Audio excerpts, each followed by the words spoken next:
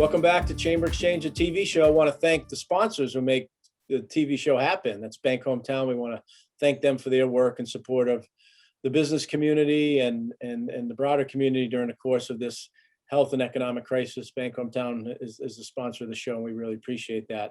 Thrilled to have with us on this segment Jesse Silverberg, who is the CEO and Research Director of Multiscale Systems, Inc. Jesse, welcome. Welcome. Thank you for having me. Yeah, well, Jesse, we're lucky to kind of have you in a couple capacities, not only here in the show, but you've been a participant in the Chamber's Startup Worcester program, which we're supported and partner with by a number of businesses and organizations to help incubate and support small business development. And you've been a part of that. Maybe you could share with our viewers how you heard about it and got involved. Yeah, sure. So I think just big picture wise, the core of our business is built on a new type of composite material that we design and manufacture. We bootstrapped the technology development from the ground up by competing and winning contracts and grants from NASA, the National Science Foundation, Department of Energy, Army, other places maybe not have heard of. But we really want to complement that technology development with some kind of business development as well. And so joining business accelerators like the Startup Worcester program has been a big help for us to complement the activities that we've been doing. Right. And maybe a little bit, background, we talk about, some of the work that you're doing around metal technologies. That is kind of a big part of the history of this region with manufacturing, carrying the region for 100 years.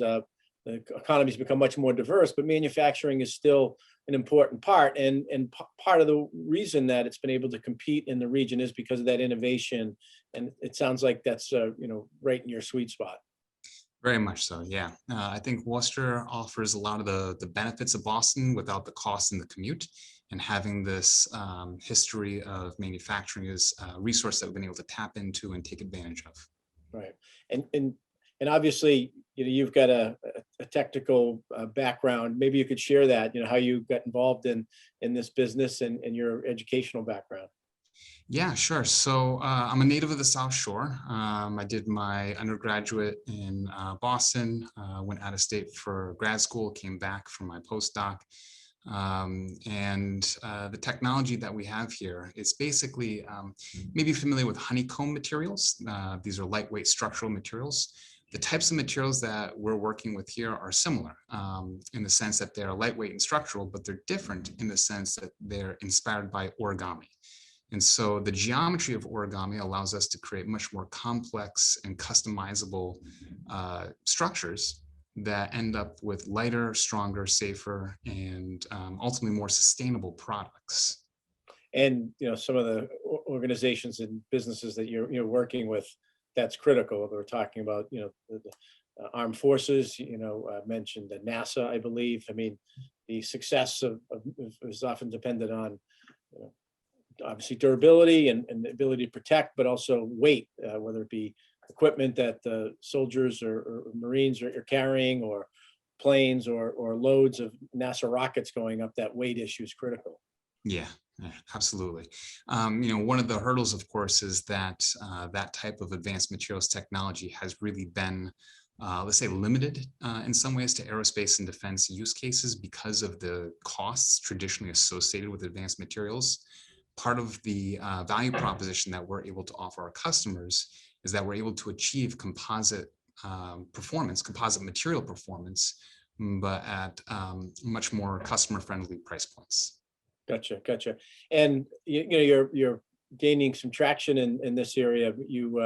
There's an award, the American-made Geothermal Manufacturing Prize, that was announced virtually last October by the Assistant Secretary of the Office of Energy Efficiency and Renewable Energy, Daniel R. Simmons at the time, from the U.S. Department's Geothermal Resources Council. So at the annual meeting in Expo. So it was but the federal government, and in particular the U.S. Department of Energy, recognize you for your work in that award. So maybe you could elaborate on that with us for our viewers. Yeah, sure. So, the sort of technical achievement there has a lot to do with mitigating failure in geothermal energy development and using our technology as a pathway to make geothermal energy more affordable. frankly. Competitions like the American-made geothermal challenge allow us to bootstrap that technology development, bring federal dollars from outside the state into the region, and basically fuel our skunk works of IP that we can then turn around to our customers and either customize or license directly to them. So there's a nice sort of give and take where this federally funded R&D is giving rise to new intellectual property that we can then turn around and commercialize with our customers in ways that best suit their needs. Right. One of the things I'll just mention is that our entry into that was supported by the Startup Worcester competition, the Startup Worcester program, and through WorkLab in particular. And so part of why we were able to be so successful in that competition is because of the support of the Startup Worcester program. No, and that's what it's there for. But you make a good point that I think it's important for viewers to recognize. I mean, UMass Medical School is one of the major recipients of NIH funding in the country, and certainly here in Massachusetts. And some of the research and things that they come up with help develop therapies and cures. And this pandemic is a good example of where some of that research, that RNAi stuff, has paid dividends in terms of helping coming up with a vaccine for COVID. Similarly, other federal departments, not just in defense, but here the Energy Department takes taxpayer dollars and allocates strategic grants for areas where they want to incentivize innovation. And that's exactly kind of what's happened here, correct? Yeah, if you're familiar with the Small Business Innovative Research Program, or SBIR program, it's a SBIRT, right?